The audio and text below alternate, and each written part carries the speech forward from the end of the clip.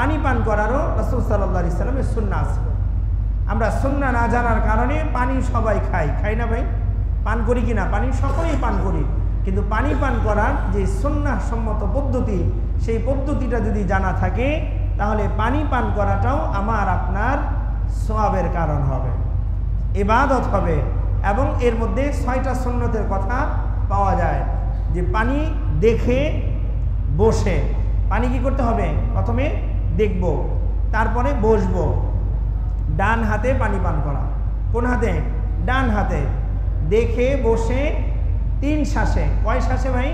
3 শ্বাসে পানি পান করা।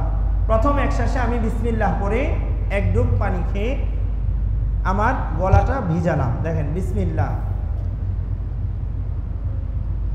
আলহামদুলিল্লাহ। পুনরায় আবার আমি গ্লাসটা আমার শ্বাস প্রশ্বাস থেকে একটু দূরে সরিয়ে নেব, যেন আমার শ্বাসটা গ্লাসের ভিতরে না পড়ে। আবার বিসমিল্লাহ, আলহামদুলিল্লাহ। কয় শ্বাস হলো? 2 শ্বাস না? আরেক শ্বাস দেখেন, বিসমিল্লাহ, আলহামদুলিল্লাহ। তাহলে দেখে বসে 3 শ্বাসে ডান হাতে, শুরুতে বিসমিল্লাহ, শেষে আলহামদুলিল্লাহ। প্রশ্ন